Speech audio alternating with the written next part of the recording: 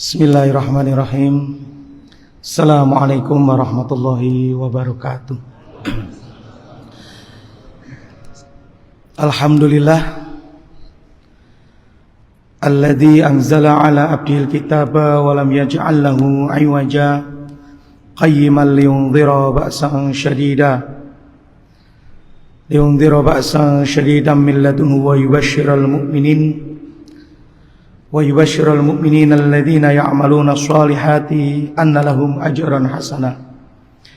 Asyhadu an la ilaha illallah wahdahu la syarika lah wa asyhadu anna Muhammadan abduhu wa rasuluh. Qala Allah ta'ala fi kitabil karim, a'udzu billahi minasyaitonir rajim. Ya ayyuhalladzina amanu taqullaha wal tanzur nafsum ma qaddamat lighad wattaqullaha innallaha khabirum bima ta'malun. Allahumma shalli wa sallim ala nabiyyina Muhammad wa ala alihi wa sahbihi wa man tabi'ahum bi ihsanin ila yaumil qiyamah.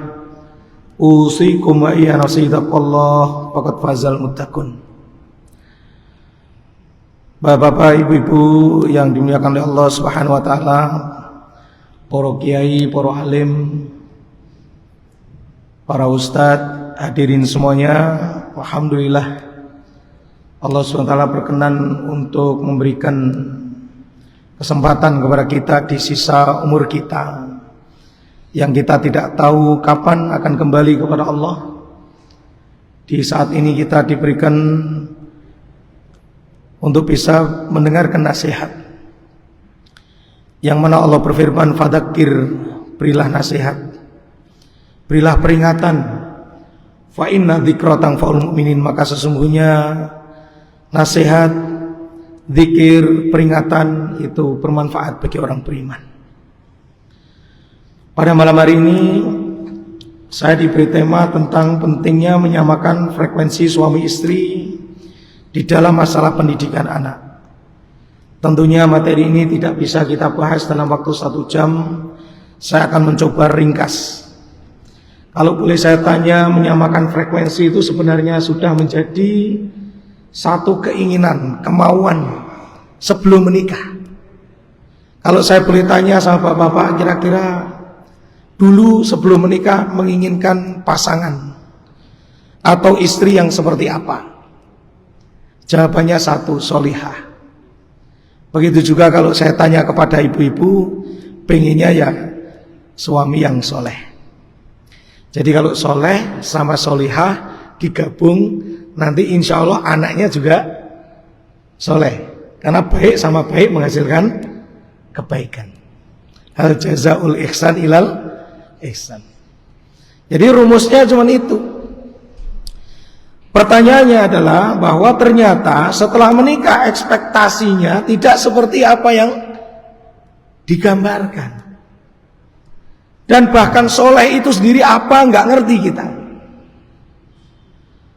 Padahal Rasulullah SAW bersabda, inna solihina yushaddadu alaihim. Kalau kita paham apa itu soleh, soleh itu adalah seseorang yang harus siap mengalami satu kondisi yang keras.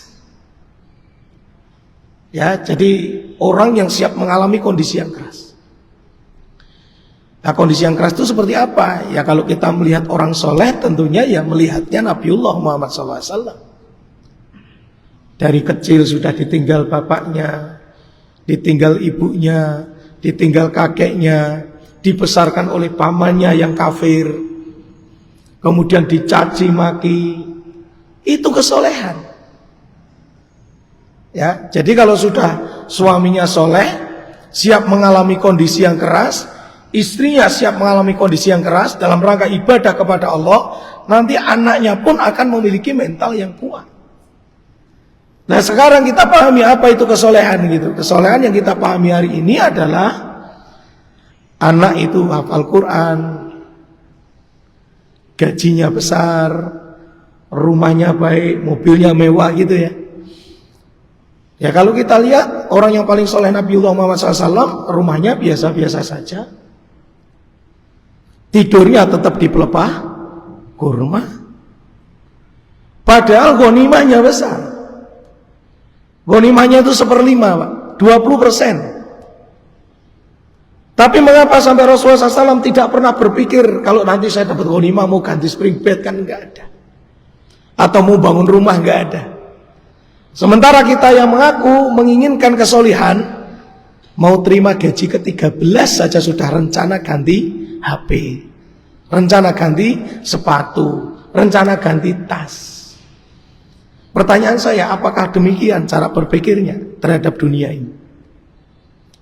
Untuk itu jamaah rahimakum, ada satu kalimat yang cukup bagus. Katsirun yastati'ut tamanni. Banyak orang yang bisa hanya berangan-angan, menginginkan suami yang soleh, istri yang solihah, anak yang soleh dan solihah. Angan-angannya besar, tinggi angan-angannya. Wa qalilun may ya'mal, akan tetapi sedikit yang berusaha.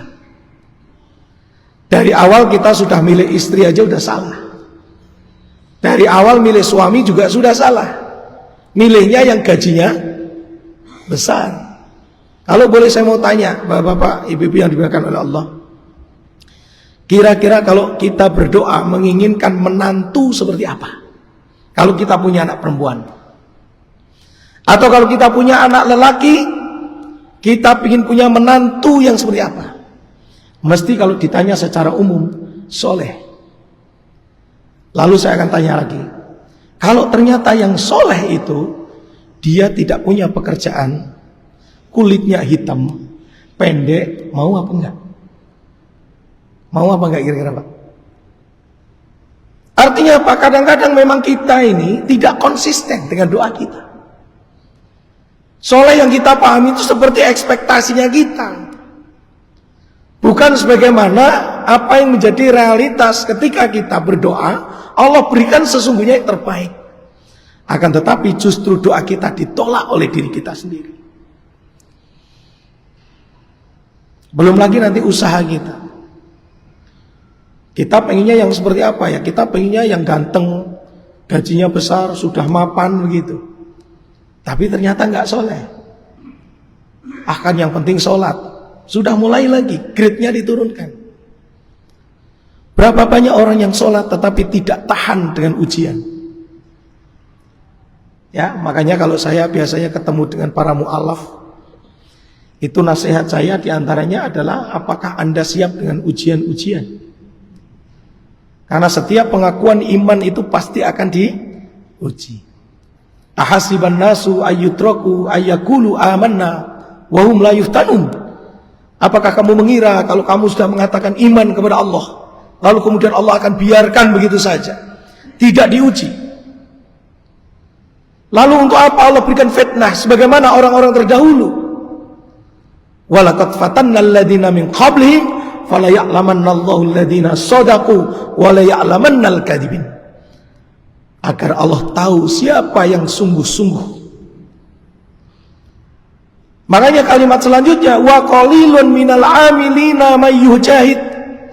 Dan dari yang usaha tadi sedikit yang sungguh-sungguh. Kenapa? Karena setiap kesungguhan itu pasti akan diuji oleh Allah Subhanahu wa taala. Apa saja keinginan yang didasari dengan kesungguhan itu pasti Allah akan uji. Makanya disebutkan wa qalilun minal mujahidina may yasbir. Dan di antara yang sungguh-sungguh itu sedikit sekali yang sabar. Saya ulangi ya. Banyak angan-angan, sedikit yang usaha. Setelah dia berusaha, sedikit yang sungguh-sungguh usahanya. Dari yang sudah sungguh-sungguh, karena di situ akan diuji oleh Allah untuk membuktikan kesungguhannya, kemudian sedikit yang sabar. Wa qalilun minas sabirina may yathbutu fayasir. Dan dari yang sungguh-sungguh itu sedikit yang sabar, dan dari yang sabar itu sedikit yang bertahan sampai tujuan. Makanya disebutkan fahum qalilun min qalilin min qalilin min qalilin. Dari yang sabar ini sedikit lagi, semakin sedikit untuk mencapai kepada apa yang dia angan-angankan. Untuk itu jamaah rahimaniyakum, maka sebuah keinginan, harapan itu boleh-boleh saja. Akan tetapi yang perlu kita koreksi adalah tadi usaha kita, ikhtiar kita, kesungguhan kita, kesungguhan di dalam masalah ikhtiarnya, kesungguhan di dalam masalah berdoanya. Lalu ingat bahwa setiap kesungguhan itu pasti Allah akan uji, maka dibutuhkan kesabaran. Dari yang sabar itu sedikit lagi yang paling bisa bertahan sampai kepada tujuan. Sehingga jamaah rahimaniyakum, sudah menjadi sebuah ketentuan, kekhawatiran kita sebagai orang tua di dalam rangka untuk membenahi, apalagi sampai menurunkan satu generasi yang baik. Hari ini tidak bisa menjadi andalan. Generasi apa? Berapa banyak orang yang masuk pondok pesantren? Pondok pesantren pun masih terbagi lagi. Ada yang modelnya enak gitu. Enak itu maksudnya dia nggak perlu nyuci, makan ya makanan enak, tidurnya di tempat AC. Dia hafal Quran. Keluar dari pondok pesantren yang demikian. Dengan ada yang pondok pesantren makannya biasa saja, tidurnya juga di tempat yang biasa, sama-sama hafal Quran. Pertanyaan saya, kira-kira kalau dua orang ini keluar dari pondok pesantren, mana yang tahan banting? Yang biasa. Banyak orang yang menginginkan anaknya baik, iya, tapi lupa bahwa untuk menghadapi sebuah kehidupan ini penuh dengan tantangan. Maka kesamaan antara suami istri ini harus clear dulu. Berapa banyak orang tua yang menginginkan orientasi yang berbeda. Ya, kalau kita boleh tanya nih, suami, kamu pengen anaknya mau masuk ke mana? Sama-sama pengen soleh dan solehanya. Saya pengen pondok pesantren. Lalu kemudian istrinya mengatakan, oh enggak bisa. Saya pengen anak saya nanti kalau sudah besar jadi PNS atau ASN. Sehingga dia nanti dapat pensiun dan seterusnya. Pikirannya begitu. Artinya bahwa dua orang ini tidak satu frekuensi. Padahal sejak awal sudah clear dia menginginkan kesolihan. Dengan dua ide ini, itu artinya di dalam rumah tangga ini belum ada kesamaan di dalam memahami tentang hak dan kewajiban. Bagaimana kewajiban seorang istri harus taat kepada suami, ini penting. Ketaatan itu akan mengandung satu hikmah yang luar biasa kalau kita bisa pahami.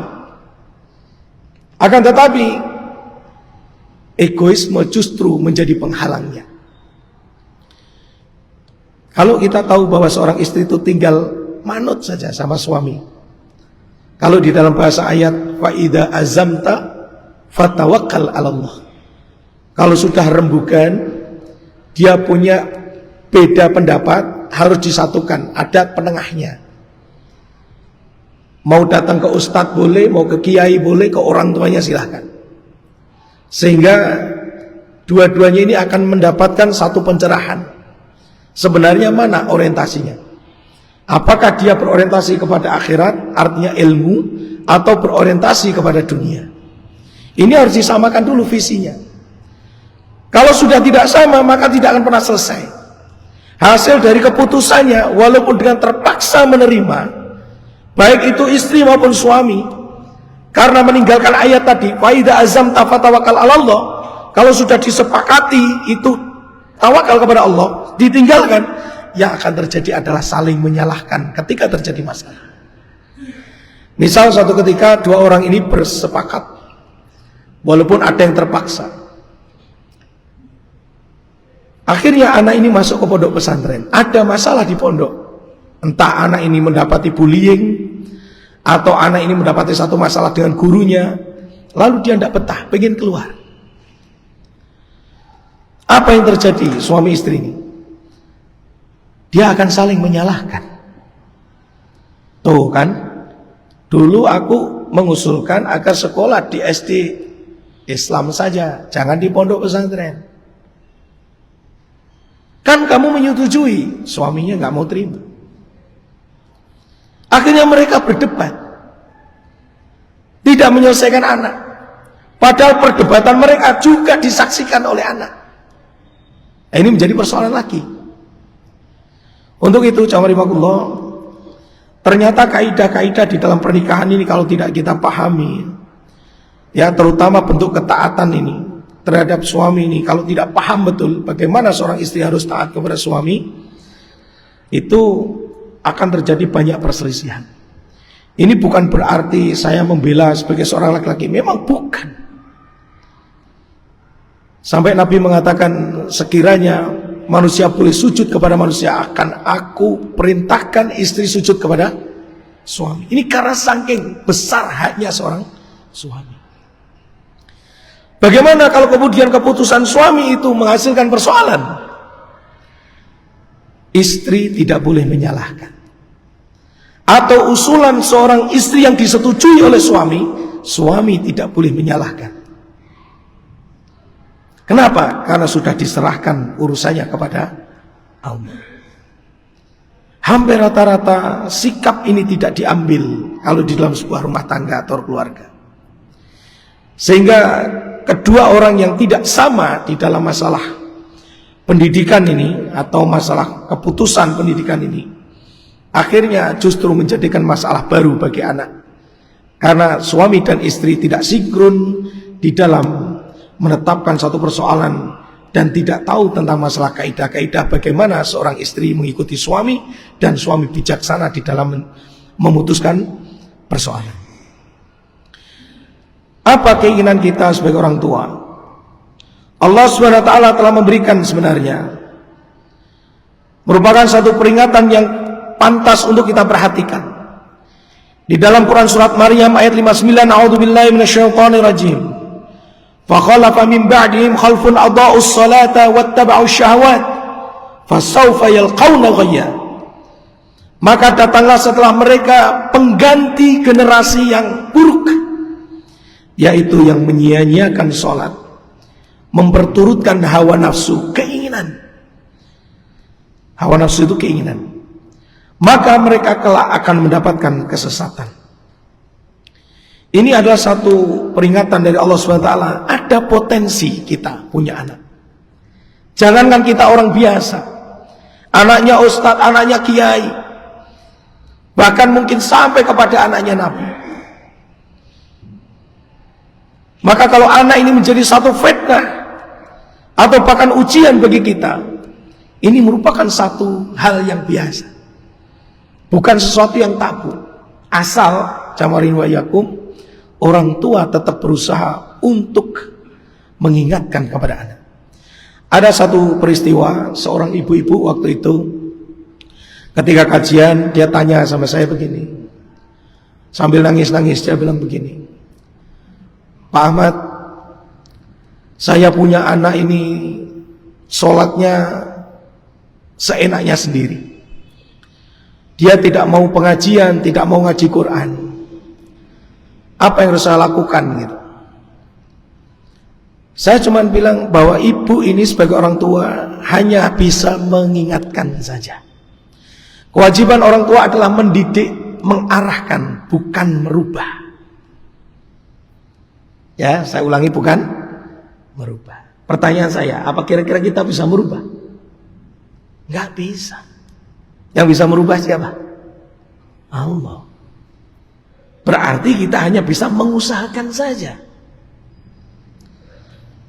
Kalau ibu sudah lakukan itu, nanti tinggal yang mati siapa dulu? Anak ibu atau ibu dulu? Kalau anak ibu itu mati dulu, tapi setelah dinasihati, itu urusannya dengan Allah sudah. Tapi kalau ibu itu meninggal dulu, sudah menasihati, Allah Subhanahu wa ta'ala insya Allah sudah memberikan penilaian tersendiri karena sudah berusaha, sudah mendoakan, sudah mengusahakan agar anak ini menjadi anak yang baik.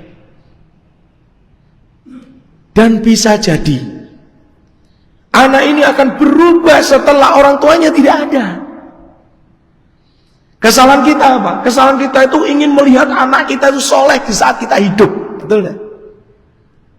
Kok bisa kita menentukan seperti itu? Emangnya kita ini siapa? Kita ini hanya bisa mengusahakan. Kalaulah kemudian Allah berikan rizki, kita bisa melihat anak kita soleh di saat kita hidup, itu adalah bagian daripada hasil doa kita. Rabbana hablana min azwajina wa dzurriyyatina qurrata a'yun. Dipandang menyenangkan. Waj'alna lil muttaqina imama. Ya kalau memang kita diberi rezeki itu. Kalau tidak, nah kebanyakan orang tua, maaf, di akhir ujung usianya itu, ketika melihat anaknya, maaf ya, kurang baik gitu, kurang soleh lah bahasa saya, itu dia jadi pikiran, ini aku mati njuk, bahasa Jawanya njuk piye gitu, kalau saya mati nanti gimana. Padahal bapak-bapak ibu-ibu yang dimuliakan oleh Allah, kita tidak bisa menentukan apapun. Nah ini harus sefrekuensi Pak, antara suami dan istri, sehingga mereka tidak saling menyalahkan dan tidak saling menuntut. Seakan-akan si istri menyalahkan kamu bapaknya, bapaknya juga menyalahkan kamu ibunya, gak bisa. Ini tanggung jawab bersama. Kalau saya didatangi seseorang yang anak kebetulan ada masalah, yang saya nasihati bukan anaknya Pak, yang saya nasihati adalah orang tuanya. Orang tuanya saya nasihati dulu, perbaiki ibadahnya, hubungan dengan orang tuanya, hubungan dengan Allah Subhanahu wa taala. Lalu kemudian berdoa kepada Allah Subhanahu wa taala, terutama doa-doa yang memanjatkan. Yang paling banyak berdoa itu diantaranya adalah suami, bapaknya. Ibunya juga berdoa. Tapi yang hampir rata-rata itu ditinggalkan adalah para bapak ini, doanya hanya sekedar setelah sholat. Mendoakan anak itu dimanapun. Kita sedang naik motor, kita sedang jualan, menunggu pembeli, semuanya. Di aktivitas kita ingat, kita doakan saudara-saudara, agar anak kita senantiasa dilembutkan oleh Allah Subhanahu wa taala. Coba dengan dalam Al-Quran, hampir rata-rata kisah doa itu adalah dari bapak kepada anak, ya kan? Doa Nabi Ibrahim kepada Nabi Ismail, doa Luqmanil Hakim kepada anaknya, itu kan? Terus doa kepada dari Nabi Yakub kepada keturunan-keturunannya, doa Nabi Zakaria, semua bapak. Jadi jamaah, ini dalam rangka untuk apa? Sekali lagi untuk memperkuat ketika terjadi sebuah problematika yang ada di dalam rumah tangga. Kemudian jamaah, ada satu kisah. Dulu pada zaman Umar bin Khattab radhiyallahu an, ada seorang ayah yang komplain kepada khalifah. Dalam arti komplain itu menceritakan bahwa anaknya ini durhaka kepada orang tuanya. Disuruh sholat, disuruh berbuat baik, dia nggak mau. Kemudian sang khalifah memerintahkan agar dipanggil anaknya, panggil anak kamu ke sini. Kalau memang benar-benar dia salah akan saya hukum. Lalu ternyata setelah dipanggil anaknya bertanya kepada khalifah, ya khalifah, sebelum engkau menghukumku, maka aku hendaknya akan bertanya, adakah hak anak atas orang tua? Lalu Khalifah Umar bin Khattab radhiyallahu an menjawab, ada 3 hak yang harus diterima oleh anak. Yang pertama, mencarikan ibu yang solihah. Yang kedua, memberi nama yang baik. Yang ketiga, mengajarkan Al-Quran. Apa kata anak tadi? 3-tiganya tidak saya dapatkan. Yang pertama, ibu saya bukan ibu yang solihah, bukan ibu yang beriman. Dia adalah seorang majusi, penyembah api. Yang kedua, nama saya Ju'al. Di situ diterjemahkan kumbang kelapa. Dan yang ketiga, bapak saya tidak pernah mengajarkan Quran kepada saya. Apa kata Umar bin Khattab? Dengan penuh rasa marah, Ternyata anakmu sebelum durhaka kepadamu, kamu lebih durhaka dulu. Kamu lebih dulu durhaka kepada anak. Maka di sini ada istilah orang tua durhaka kepada anak. Kalau kita melihat dari kisah ini, lalu kita tarik kepada diri kita. Mari kita perhatikan. Yang menyebabkan anak kita ini ketika dinasihati susah, ketika dinasihati tidak mau, atau tidak memperhatikan, katakanlah anaknya nggak soleh, nakal gitu. Kalau melihat kisah tadi ada 3 sebab. Yang pertama, tidak mencarikan ibu yang solihah. Pertanyaan saya, kira-kira kalau misalnya, naudzubillah, ini contoh saja, kita punya anak, kemudian kok susah dinasihati, apakah dulu waktu nikah itu pertimbangannya solihah atau tidak? Saya yakin pertimbangannya solihah. Berarti hak anak sudah terpenuhi. Itu yang pertama. Yang kedua, kalau tadi kisahnya tidak memberi nama yang baik, pertanyaan saya, apakah ada di antara anak kita ini namanya tidak baik? Baik semuanya. Gak ada, saya kira. Ada gak di sini yang namanya Jual anaknya? Gak ada kan? Gak ada. Pasti namanya baik. Abdurrahman, Abdullah, gitu kan. Muhammad, Ahmad. Berarti nomor 2 terpenuhi.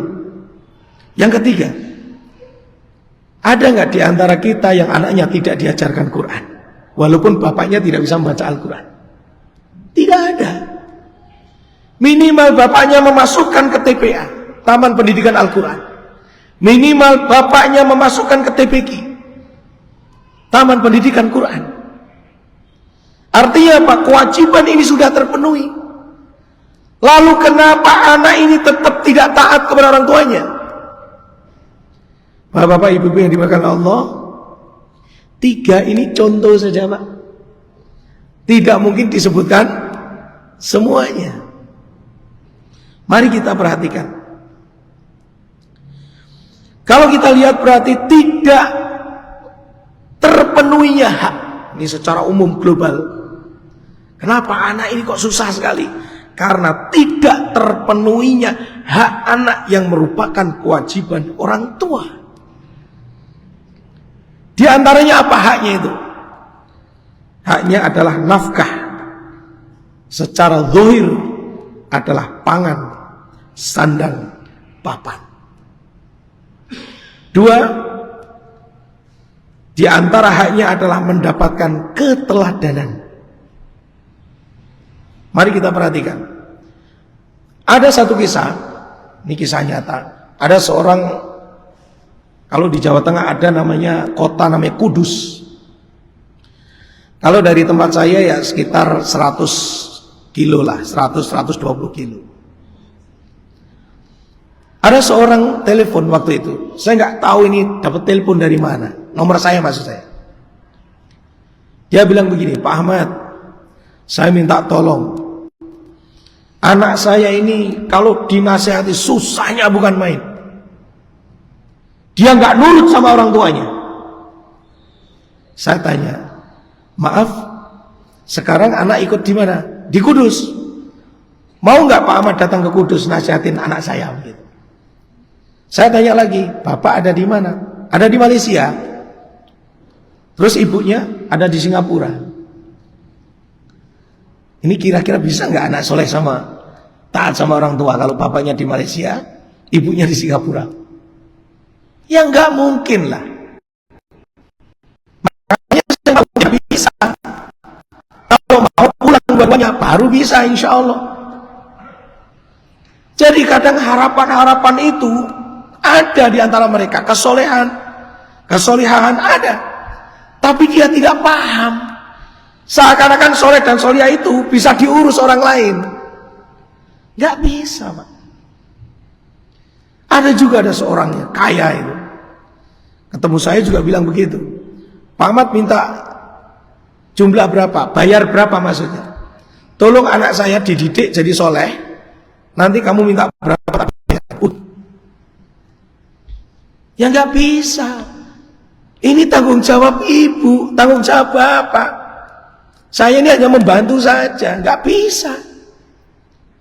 Jadi jawari wayakum, kadang-kadang kita juga menyalahkan kesolihan anak kita hanya kepada sekolah. Seakan-akan kalau sudah sekolah sudah clear. Padahal sekolah hanya membantu orang tua yang orang tua tidak mampu. Makanya perlunya kefahaman ini agar nanti suami istri ini tidak akan saling menyalahkan. Ya, belum lagi maaf, ketika anak masih bayi, nuwun sewu, ibunya sudah meninggalkan anaknya. Kalau di daerah sana, Jawa Tengah, banyak tuh, ada yang ke Taiwan, ke Arab Saudi, ditinggal. Padahal ada hak anak untuk menyusui ibunya. Lalu sekian tahun kemudian ibunya pulang menginginkan anaknya soleh, taat kepada ibunya, bisa gak? Gak bisa. Jadi jangan heran kalau kemudian ada satu sikap-sikap dari anak ini ternyata disebabkan karena perilaku orang tuanya, yang mana hak-haknya tadi tidak terpenuhi. Masya Allah. Kemudian jawari wayakum, tidak mendapatkan keteladanan. Di antara haknya anak itu mendapatkan keteladanan dari orang tuanya. Keteladanan di dalam iman, keteladanan di dalam ibadah, keteladanan di dalam masalah sosial. Sementara kadang-kadang orang tua justru menginginkan sesuatu, akan tetapi anak ini tidak diberikan contoh yang baik. Kemudian selanjutnya tidak mendapatkan sikap yang baik, cara komunikasi yang baik ketika mengatasi persoalan anak. Berapa banyak orang tua lebih suka memukul daripada berbicara dengan cara yang baik. Komunikasi, Pak. Membangun komunikasi ini penting dengan anak ini. Komunikasi bisa lewat HP, karena anak-anak sekarang itu hampir rata-rata pakai HP. Ya, makanya kalau bahasa saya, kalau saya punya grup sendiri, jadi ada istri, ada anak-anak di situ. Jadi kalau mau menasihati, kalau memang tidak bisa lewat langsung, bisa lewat grup keluarga. Ya, khusus tentang masalah nasihat. Kenapa orang tua lebih memilih untuk memukul daripada menasihati dengan cara baik? Menasihati itu juga butuh cara. Kadang si istri ini lembut, bapaknya kasar, atau sebaliknya. Ini artinya tidak sefrekuensi. Apalagi kalau ketidaksetujuan itu ternyata ditunjukkan di depan anak. Ketika anak sudah tidak mulai nyaman di dalam rumahnya, maka dia sudah tidak lagi percaya kepada orang tuanya. Lalu dia akan cari orang yang bisa dipercaya. Ya, kalau larinya di masjid, Pak, bisa tanya pada Pak Kiai, Pak Ustadz, atau orang-orang yang ada di masjid. Lah kalau dia kemudian larinya, maaf, di perempatan-perempatan, sudah pakainya tidak bisa mencerminkan menjadi seorang yang baik, nanti orang tua yang akan menyesal. Ini juga disebabkan karena tidak ada keteladanan di dalam bagaimana orang tua bisa memberikan contoh yang baik, termasuk bagaimana mengkomunikasikan sebuah persoalan. Kemudian jawabannya, di antara sebab kegagalan dalam mengatasi problematika anak, karena tidak adanya sinkron antara orang tua atau antara orang tua atau suami dan istri. Jawab riwayakum, kalau tadi saya kasih contoh antara pondok pesantren dengan sekolah. Oke lah, kita putuskan sekolah saja. Sekolah SD Islam misalnya. Clear ya? Ini pun masih jadi masalah.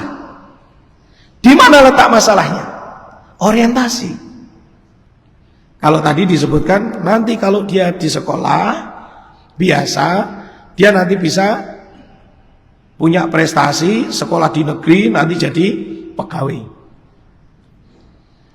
Ini merupakan satu kesalahan dari orang tua yang sifatnya dari sisi orientasi. Coba saya mau tanya, kalau jenengan menyekolahkan anak sesungguhnya itu dalam rangka untuk apa? Ayo, dalam rangka untuk apa? Mencari apa Pak? Ilmu, yakin ya? Mencari ilmu ya? Kalau mencari ilmu berarti, kalau sudah mencari ilmu, orientasinya berarti kan kalau misalnya anak ini tidak naik kelas, dia tidak akan marah. Orang tua tidak akan marah kalau tidak naik kelas. Kalau memang betul-betul orientasinya mencari ilmu. Tapi apa yang terjadi? Ketika anak tidak naik kelas, dimarahi Pak.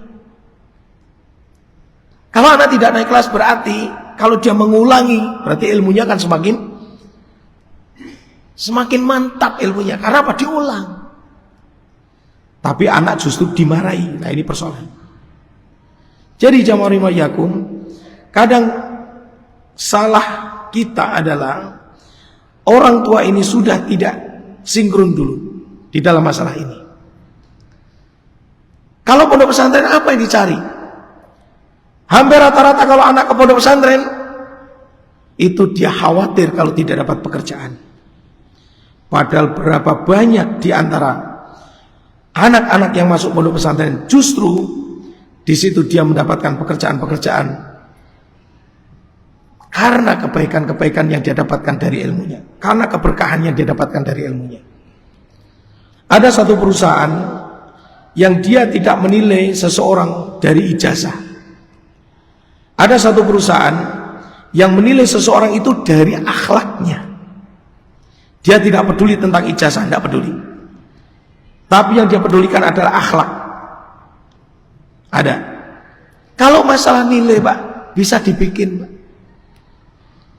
Kalau orang tua hanya menginginkan nilai, kenapa anak saya tidak dinaikkan kelas? Karena memang dia nggak mampu. Kalau nilai bisa dibikin sendiri, ijazah bisa dibikin sendiri, asal tidak untuk nyalon ya Pak ya. Kalau untuk nyalon lurah nggak boleh ya Pak ya, ijazah bikin sendiri.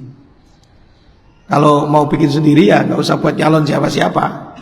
Bikin sendiri, cetak sendiri, tanda tangan sendiri, kasih nilai sendiri, terus taruh di lemari, jangan dikeluarkan. Kalau cuman mau cari nilai. Kemudian yang kedua, kesalahan kita adalah orang tua tidak mengarahkan bakat anak. Karena tadi sudah nggak sinkron toh.